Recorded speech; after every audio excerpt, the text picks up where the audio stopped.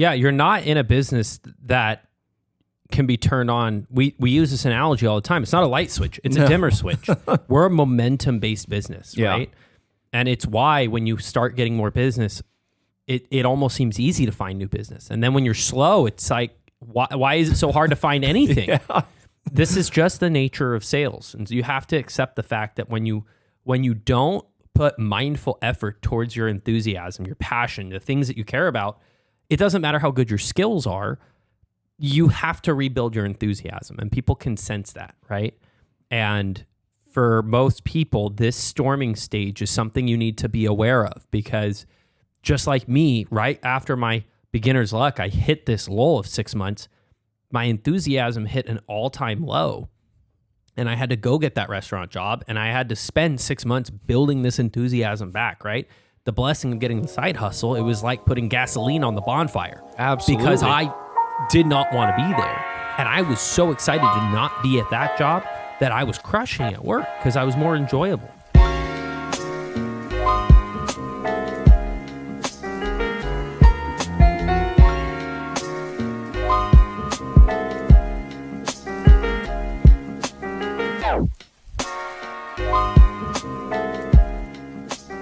Welcome back to the Pursuit of Property podcast. I am sitting here today. It is just me and my co-host, Scott Farrow. Scotty, how are we doing today?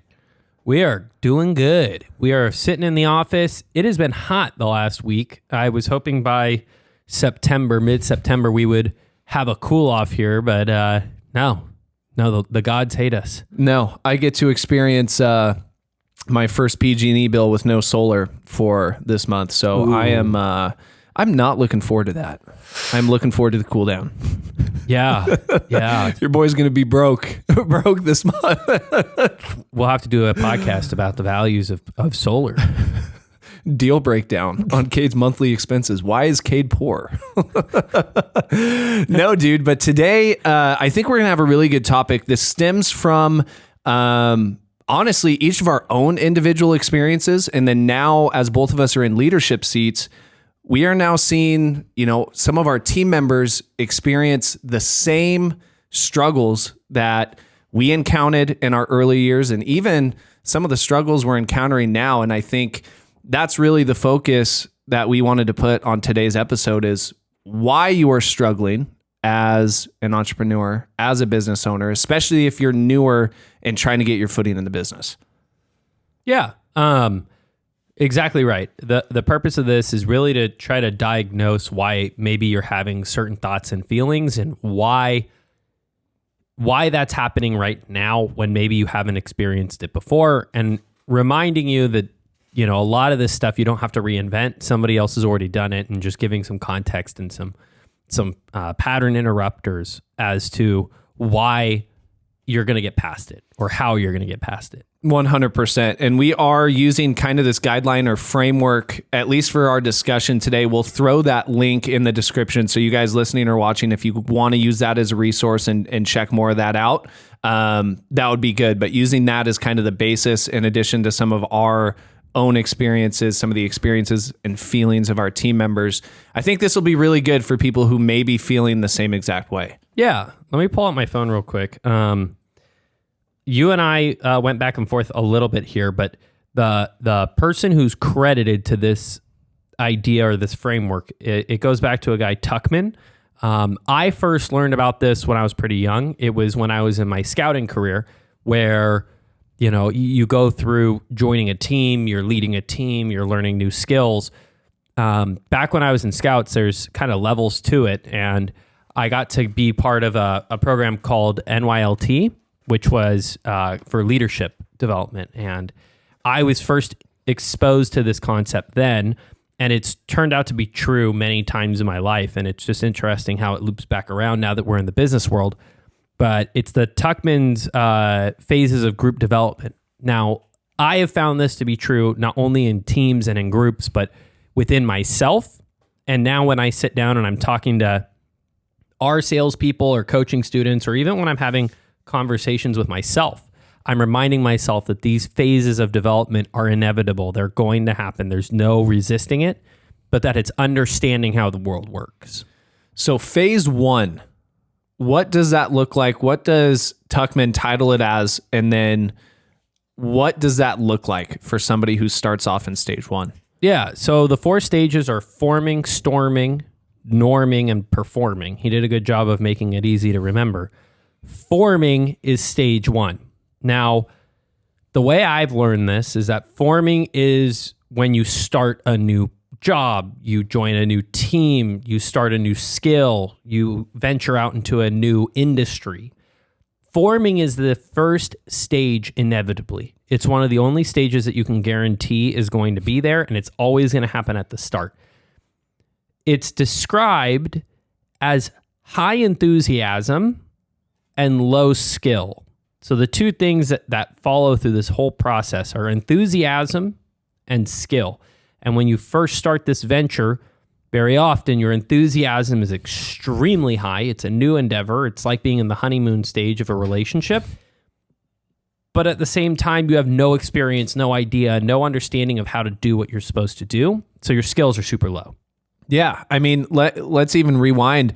You've posted some really good content on social media talking about how you got started in real estate, right? Knowing zero about real estate. So definition of low skill, not knowing anything at all, right? Not even knowing the name of the role. Yeah, exactly. Not even knowing what a realtor even is, right? And I'm sure you can relate to this. Very similar to me, right? When I got started, very low skill, knew little to nothing about real estate, but coming in as kind of like fresh meat, new kid on the block, I'm seeing what these high performing agents are doing. I'm seeing what these high performing investors are doing. And dude, it's like, holy crap, these guys are doing this. They're making this money. They're, going and like they're doing all this. Oh yeah. It's exciting. I'm going to be like that. And I'm going to be like that as soon as possible, as we know does not usually happen, but the very high enthusiasm of that's what I can be. And that's what I'm here to do. Right. Yeah. You're hitting the nail on the head, which is you come into this new adventure with grandiose very often. And that grandiose usually translates into what a lot of people call beginner's luck, right? Because you're coming in with all this confidence, all this excitement, all this energy. And in a sales role or in a business like ours, right? Whether you're a lender, a loan off, or a lender, a realtor, an investor, a title officer, anywhere in the real estate sphere, you have to have confidence and you have to talk to people. That new excitement, that new energy is infectious and people like to be around it. So very often, a lot of people, they come in with this excitement and energy. They don't know what the hell they're doing, but people just want to be there because they're great to be around. I'm curious, did you catch any beginner's luck when you came in with high enthusiasm, low skill at the beginning when you started? Yeah. We've talked about it extensively. It's the first 6 months I secured 3 or 4 for sale by owner listings. All of them at the time were well above, I think the average home sales price was right around $350. These were all at $550, $600, money. $490. It was awesome, right? I just came in with so much excitement. I mean, nothing could knock me down. I was showing up early. I'm leaving late. I'm doing everything right in terms of just being enthusiastic. I had no clue what I was doing, but the blessing of being on a team was they were able to harness my excitement to point me in the right direction and then help me close when it came time.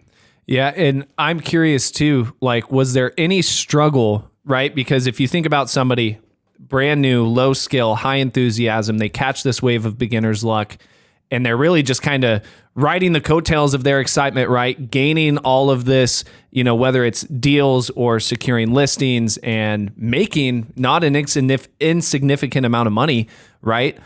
I feel like a potential double-edged sword of this beginner's luck is a lot of those people can start to think, holy crap, well, I can just keep riding my enthusiasm. I don't really particularly need to focus on the skill. I'm just going to, I've done it. Like, the proof's in the pudding. I'm just going to go out and keep riding my enthusiasm and see if this keeps me closing more deals and making more money. It could, I guess. I haven't really thought about it, but I mean, more often than not, what you find is the converse of the person who's wildly excited for the new venture is the person who's extremely skeptical. And very often paired with high enthusiasm is high concern of what are the expectations of me? What will this be like? they don't know exactly. So often those excited feelings are also flooded with feelings of like, now what? It's like a dog chasing a car. There's no plan on what we do when we catch the car. We're just excited to be on the chase, right? So I haven't really seen a lot where people go down the route you're talking about, but I guess that's definitely a possibility. And so this phase one, right? You may or may not catch the beginner's luck. You've got some wind in your sails, so to speak, with the nautical references we like to use. And you're in this stage of high enthusiasm, low skill. How does that even translate into our next phase? The biggest thing is you start realizing how little you know. You know how when you start looking into something, you sometimes can feel like you know it. And you may just be like, dude, I know everything about how to sell. You just need to talk to people. You need to put it on the market. You need to do this, or I just need to talk to sellers and make low offers and then it'll all work out. That's like step one. And you have this feeling, again, of grandiose very often because you have false sense of confidence that you know what you're doing. Yeah. It naturally progresses when you start getting kicked in the teeth. Like the next phase, and I say the next phase only because it's the logical next step, the most frequent, but none of these phases have to happen in order. This is not a chronological set. It's just these are the places you can end up. Once you start getting that enthusiasm beat down a little bit, some people are going to be resistant to it, and they may not struggle with lower enthusiasm, but at some point you start realizing how little skill you have or how little knowledge you have. That's when you start transitioning into the storming phase. And storming, obviously referencing storms, it's very often filled. And this is where we find a lot of people who are feeling really down about themselves or about their team. They're in the storming phase where enthusiasm for some reason has shuttered, but the skill gap hasn't closed to give them the confidence to just go out and do it, right? So again, this can involve a team, but we're going to more talk about it on a personal level. Very often the way it happens is you have that beginner's luck. It's almost like you can't get knocked off the horse. Eventually, someone or something will hit you hard enough that you fall off the horse. Mm-hmm. And now it's a moment of reflection where enthusiasm has been put to the side and reality kicks in where you realize, oh my gosh, I don't know what the hell I'm doing. I'm new to this. I have so much to learn. It seems daunting. And all the questions of doubt start to creep in. Like, am I doing the right thing? Am I in the right industry? Do I even want to be here? How can I be successful if this is where I'm at? Right. And I think we both experienced multiple periods of this storming phase, right? It's okay. Either you're coming off the beginner's luck and now there's no deals. There's no money.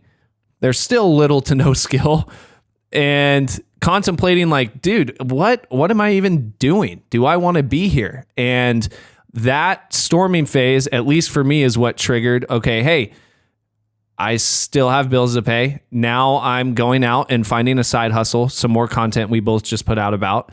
And okay, now I'm still trying to build up my skills, but then I have to go clock in at the restaurant in the evening, and all those doubts continue to creep in. Like, what kind of a loser am I where, my friends are making great money in their new jobs.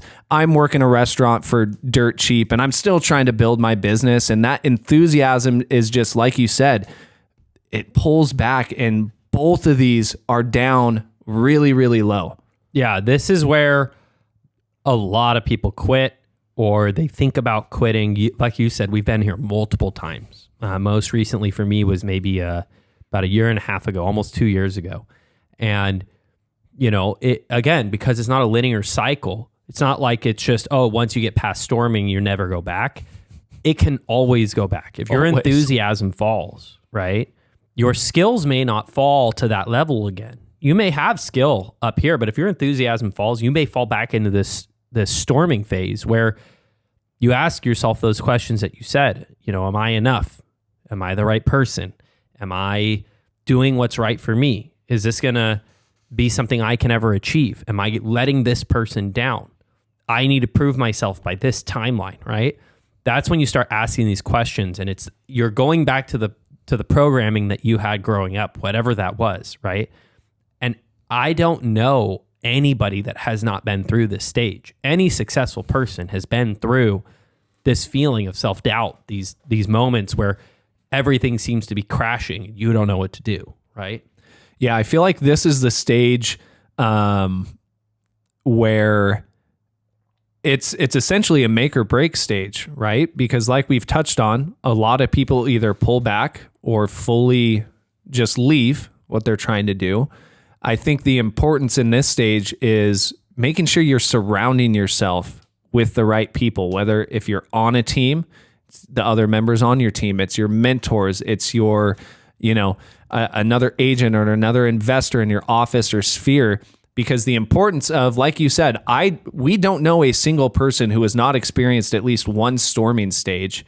And we have these years and years of programming that we need to teach ourselves to get rid of and improve that mindset to where we can grow out of that storming stage. So I think for those people struggling in the storming stage, well, I mean, a year and a half ago, 2 years ago, when you're in the storming stage, how did you migrate out of that and bring the enthusiasm back up to a manageable level where you were not talking and having those doubts with yourself? I think a lot of it actually was outside of work. I mean, work played a big part, but it was just, there was a lot of change in my life. I had a little bit lost my way of what I like to do. For me, the skills in real estate were already there. I had already proven for multiple years that I knew what I was doing. It was just my enthusiasm was so low. It's when you wake up in the morning and you don't want to go do your job and it's like, it's a burden. Unfortunately, we're in a business where people can tell that. Mm-hmm. And the same way you benefit from that at the start, you struggle from that later on, right? So for me, it was finding things that I enjoyed. We did the Ironman together. Yep. That was one of, and we've talked about this multiple times, one of the most impactful blessings. It put me in a community of people that were trying to do something they had never done before. It was going to Jason, having a conversation about what skills I could bring to the table, but where maybe I was deficient, which was that undying motivation and enthusiasm for what we do, which Jason has trained himself to have. Yeah. Right. He has gone through storming stages, and we've talked with him about this, right? Where he's had moments of doubt and concern, but having somebody who's 1 or 2 steps ahead of me, that's like, hey, this is just part of the game. And then ultimately it was just a discipline of patience, knowing that enthusiasm doesn't come back overnight.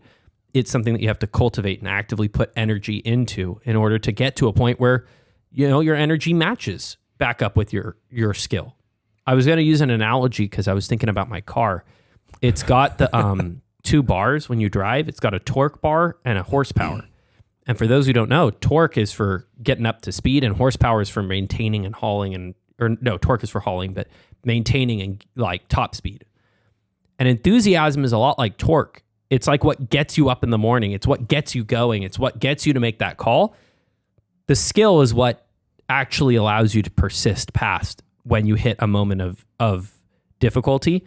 It's what actually drives results. The enthusiasm, though, is what gets you up to where your skill can even be used. And you made a great point. It no matter how frustrating it is, that enthusiasm is not something that can just be turned back on overnight. Like you said, it's almost like, right, you've cultivated this bonfire, right? You laid all the wood, you got your kindling, you got your fuel, your match, whatever, and now this bonfire is huge, right? And your enthusiasm's off the charts.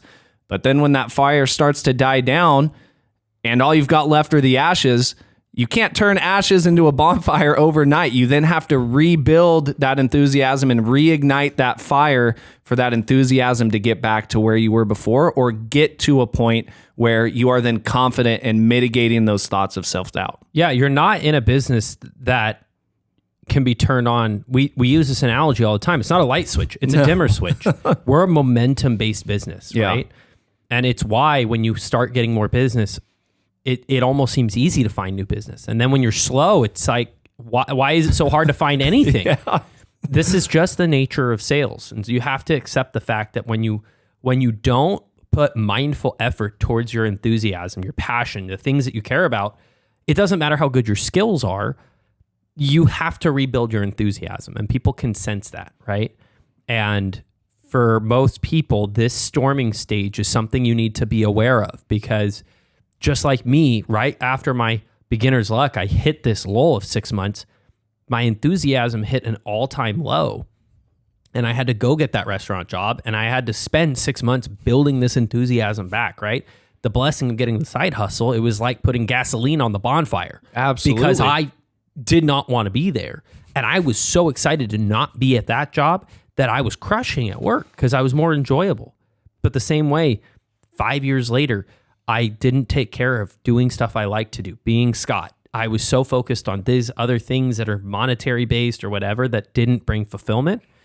Of course, my enthusiasm slowly dwindled down to ashes. And now I had to spend 12 months putting Kindling, then putting Tinder, then putting logs, right? And now I'm at a place where I have something sustainable, but I can't forget the fact that if you let go of your enthusiasm, you'll fall back into storming, and it may be easy to get out because you catch it sooner. You already have a little bit of a fire going, but it takes effort, and you have to maintain that. You have to be thinking about, am I feeding the fire inside me and giving myself fuel to keep going?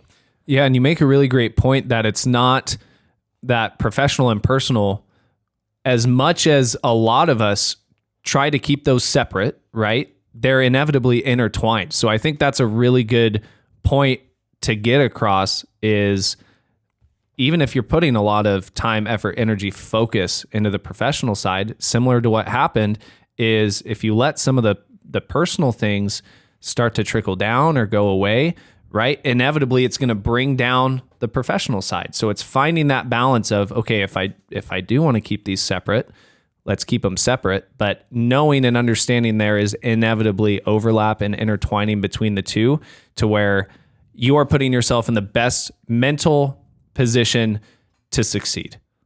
That's it. And as you're moving out of the storming phase, you'll start noticing that you're agreeing to yourself, like, I'm going to wake up early and do these things, or I'm going to do this specific task for 6 months until I get a result. Like, you start making commitments, right? You can tell when your enthusiasm is going up by being able to make longer term commitments. When you have no enthusiasm, it's hard to get yourself to commit. I'm going to try this for X amount of time. You're pretty much living off of one day at a time in storming. But when you start making that gradient entrance gradually right into norming, which is the next logical phase, you start making these longer term commitments. You're signing up for a physical endeavor that's going to take 6 to 8 months to get ready for. You're signing up to be part of a team where you know you got to stick it out for 12 months. You're starting a new job where you're making a commitment to yourself and your spouse. I'm going to do this no matter what it takes for X amount of time. That's when you start knowing, okay, I'm getting into this norming phase, which is defined as growing enthusiasm and growing skills, right? Again, your torque and your horsepower are going up. You're building up the fire inside your business, both from a excitement standpoint and also an actual skills and ability to perform standpoint. We talk about this stage, right? Like you just mentioned, norming, where that relationship between our two key points, right? Enthusiasm and skill, they are both in tangent, starting to grow. They're not making leaps and bounds, but they're starting to grow together. I'm curious, what period, what does that look like on a tangible basis? At least I know what it looked like for me, but what did it look like for you in your day to day when that started happening and those both of those things started to grow? Well, the first time around is easier to maybe identify because it was the first time I had seen some success. And at the time, it looked like a lot of hard work. And it was like an acceptance personally of like, this is going to be hard, but I'm going to do it anyways. And it was a 6-month period from May of 2019 to late November of 2019, where I became very disciplined in what I was doing with my time. It was the time where I broke up with Kayla, my now wife. I literally let go of everything that I had, and I dedicated myself to becoming so regimented in my business. And it started feeling like norming and like this growing when I started seeing consistent results that I wanted. I was controlling the inputs, which is what we talk about with our team, but I was doing it in a way that was driving consistent results. And the consistent results turned into recurring transactions, recurring money in, freeing up my mind from the scarcity and like the fear and struggling to pay my bills to turning into waking up in the morning, not to pay my bills, but to develop a savings account so I could leave my other job. Developing an account where I could start considering what the idea of investing looks like to me, right? That's when I started feeling like, wow, I think I've gotten through this rough patch, right? And I think the second time around, it had less to do with money, though money played a part. But actually, my money went down the second time. But my personal feeling of happiness went up. And so the second time around, it was harder to maybe not like see in the moment because it wasn't something I could measure with a bank account statement. Like, was I waking up in the morning more excited, more energetic, more passionate about what I was doing? You can't measure that with dollars and cents. It's funny because I feel like it's a very similar story, right? Where you are either coming off success or coming out of whatever, comfort zone there is. And that storming stage is that kind of the opening act of that. And then very similar, it was a period of maybe 6 to 8 months, very similar for me, to where then, okay, I'm in this storming phase. It's not working out the way that I wanted. My enthusiasm's absolutely kicked to the curb. We're going out. Well, and even share the video, like, remind me what you said in the video that you posted where you sent me it late one night. And it was like, you could tell how mad you were. Yeah, dude, it was a verbalization of all the negative thoughts that like everybody feels. Yeah, dude, it was coming out of the restaurant at like 11:30 or midnight. I had sent it to you on Snapchat. It was coming out of the restaurant going literally dropping F-bombs going, what the fuck is this? Like, I'm fucking done with this. I'm living the fucking life, boys. This is what I'm doing right now. I'm getting out of my freaking restaurant at 11:30 midnight, making little over minimum wage and adding on tips, right? And so, but I think, and this is where we've hammered in, both of us being proponents of a side hustle. I think having that side hustle cultivates the discipline, it cultivates the mindset, it cultivates all of these things that help to push that enthusiasm while you're growing your skills and pushing you into this norming phase. So while the beginning of that might be in storming, as you start to, whether it's the mindset of, I want to get the heck out of this place and I'm so freaking excited to not have to deal with this bullshit anymore, while you're building those skills on your day-to-day in the business. And now you start to grow and see both of those grow together and start to pull yourself out of storming and through that norming phase. For me, that literally happened probably about 6 months into that. It was a hell of a lot of storm, but then slowly but surely, the compound effect of day in and day out doing those things, trying to reprogram my mind, being around high-level individuals, who had been there before, right? And start to push and pull myself into that norming phase. Yeah, and you have to go through the storming phase to know that you've got what it takes. I think absolutely. When you get to the end of whatever this journey looks like to success, right? Mm-hmm. For some people, it's professional status. Others, it's maybe retirement or on their deathbed. You don't look back at just the good times. You look back at the times when you were beat down and you got back up. But in the moment, it always sucks. And, it's the same things you just verbalized. It's feelings of like, for me, it was embarrassment. It was shame. It was frustration. It was confusion. It was like internal anarchy of thought. I had no clue which thoughts I should follow, which thoughts were rational, which ones were emotional. It was this internal dialogue and bickering and fighting. And in a team setting, that's how it actually presents is internal bickering and fighting and not trusting each other. Like all these things go along and you start to then empathize either with others or with yourself and accepting the reality that you're in and the vastness of the unknown. And really what gets you out of storming is like acceptance of unknown and getting into the uncomfortable. And for me, I knew what I had to do to be successful and I wasn't doing it. So now I had to do it. For some people, they just may not know what to do, right? And they have to find what it is to do. But that's how it looked for me. As you move into norming is honestly, I think where a lot of people should be, right? It's probably the longest amount of time. There's a reason they don't say high enthusiasm, high skill. They say growing enthusiasm, growing skill, because it takes time to build that engine. It's to build that fire. And during that time, you start to feel a level of cohesion with yourself, a feeling of purpose, like a core identity developing and seeing a guiding light. It's like being like seeing a North Star. You're just following the North Star. You at least have a path, but you haven't actually got through the journey. And so it's a lot of just repetition, continuing to grow that skill, continuing to find the things like the niches in the business that make you excited, that you feel best at, and developing a life that you really enjoy.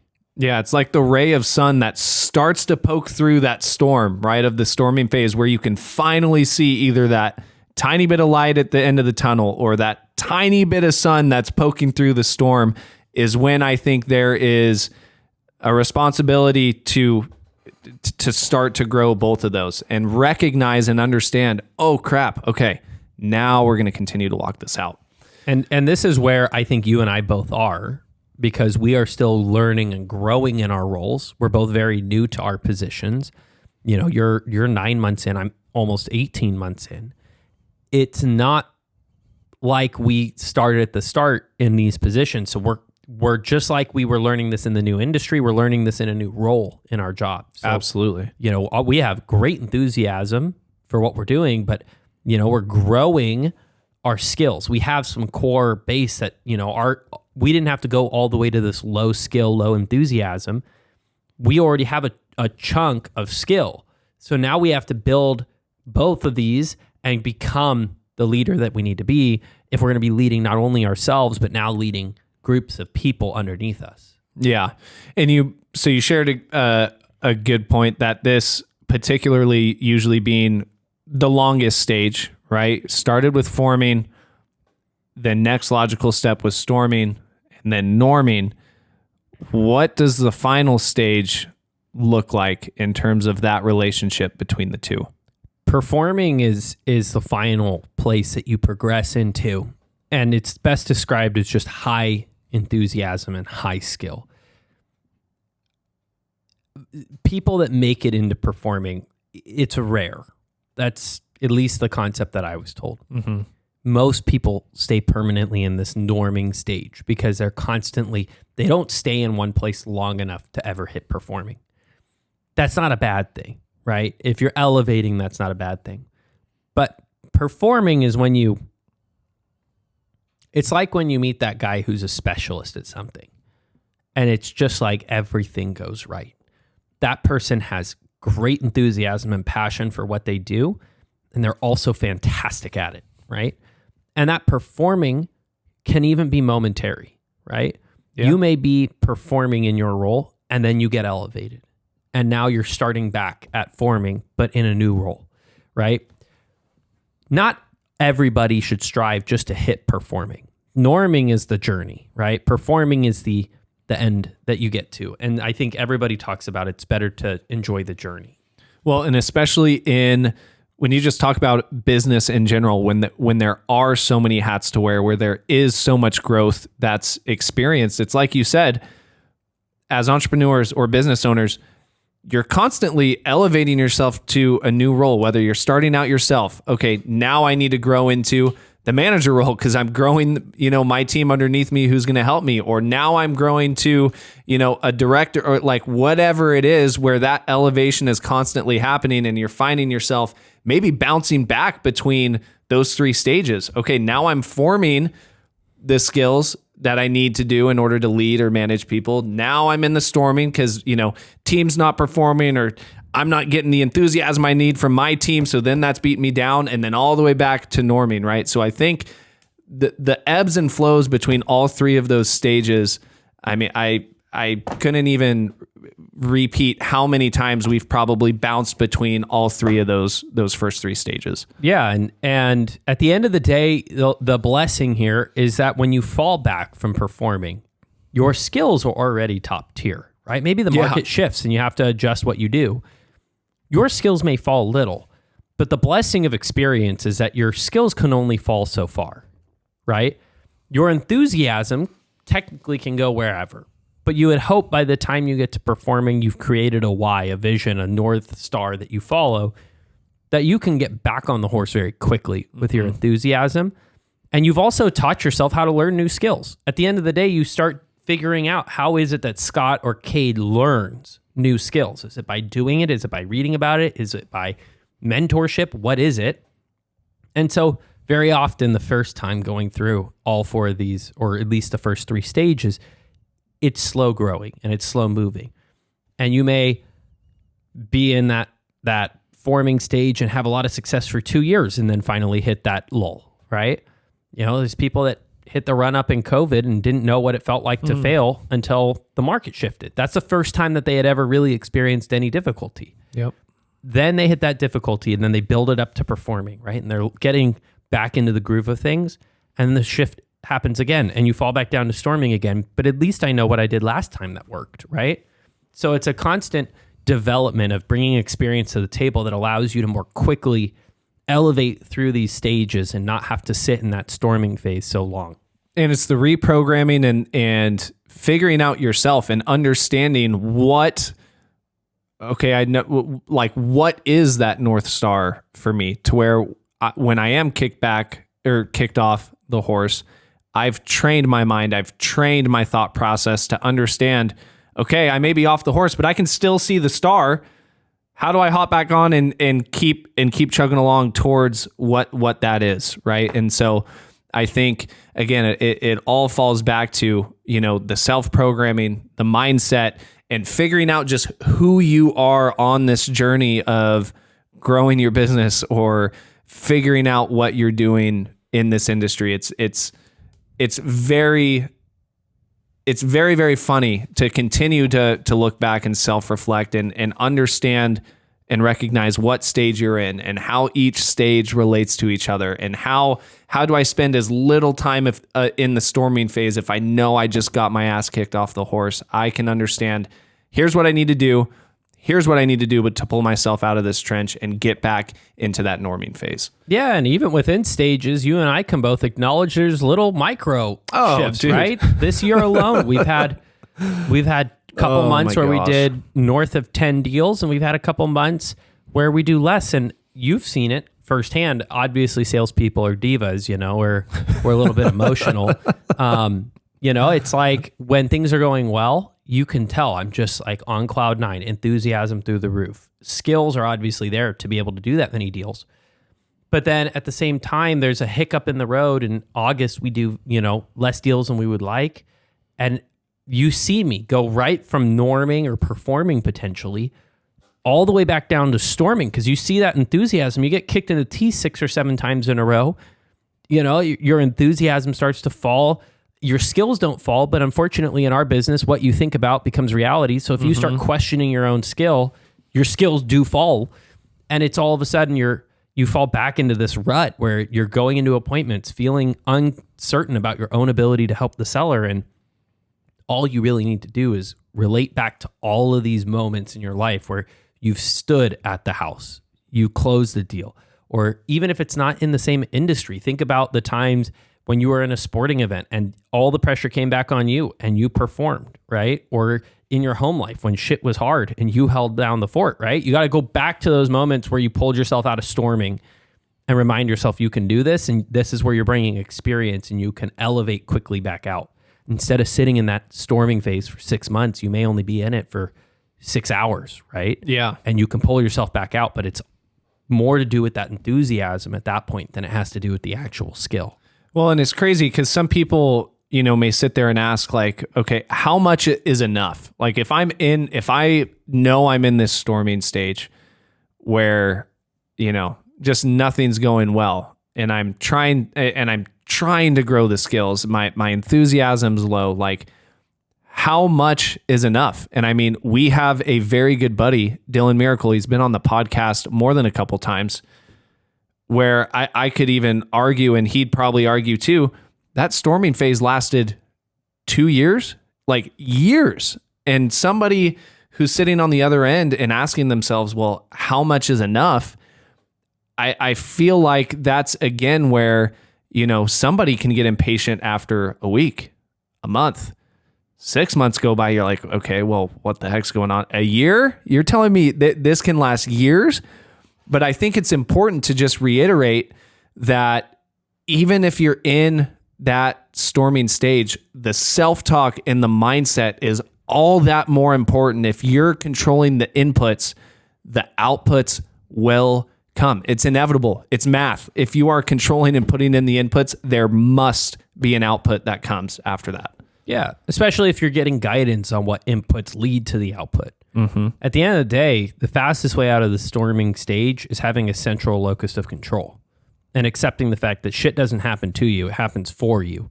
And whether or not you're willing to do the work and accept the fact that shit's going to be hard, it's just going to make the victory sweeter. So I look back, I don't regret going through storming phases. I remember vividly in the moment hating it and feeling like frustrated and self-doubt and all these things, but I wouldn't feel good if it had been easy. Now, you can repeat this back to me next time I'm feeling down on my luck, and you can say, hey, you said on the podcast. Just going to turn and show you the clip. Exactly. Clip it. But, if you're feeling down, right, if you've had a little moment of success or you haven't had that success yet and your enthusiasm has really dropped and now you're dealing with that questioning and you're listening to this podcast because you're struggling, remind yourself that you're fully in control and your mind has to shift to accept the fact that there is a next stage that I can get to. And step one to get to the next stage is increasing my enthusiasm again. And when I get that little adrenaline shot of enthusiasm, take action to learn new skills. And then those skills may give you an opportunity to go on an appointment. And that just scheduling the appointment, you're going to get a boost of enthusiasm.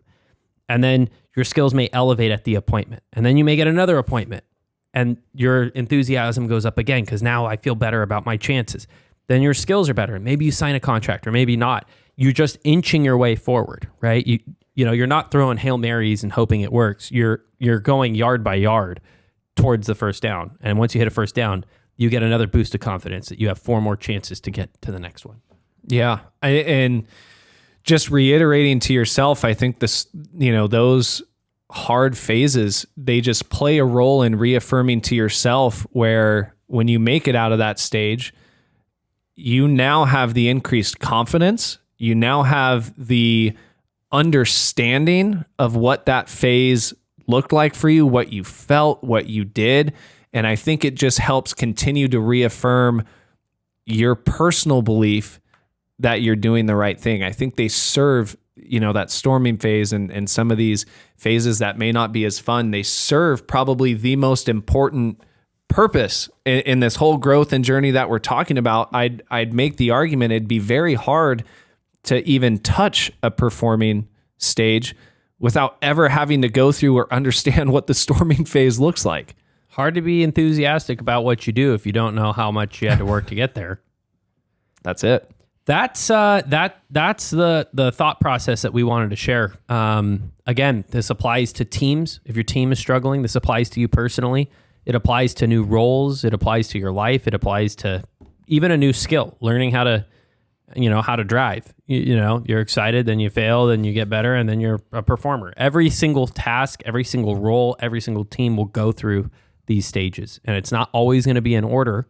So keep that in mind. Don't feel like it's guaranteed that you're going to get boom, boom, boom right in order, but just know that these are the natural ebbs and flows of the human mind. Dude, that's it. For those of you guys listening or watching and missed out on any of the last recent episodes, we had some great guests on. We had our boy Timmy Triumphs from IG with his journey, who should be starting up that 60-day hell week in real estate here pretty soon.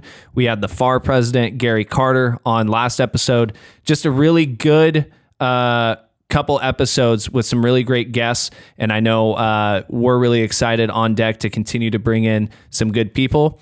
But I think today's conversation very much on par with what we've been experiencing, what we've been trying to share with people in our sphere and people in our team. And so, dude, dropping knowledge bombs. Let's Love go, it. baby. Let's go, baby. We will see you guys next week on the Pursuit of Property podcast.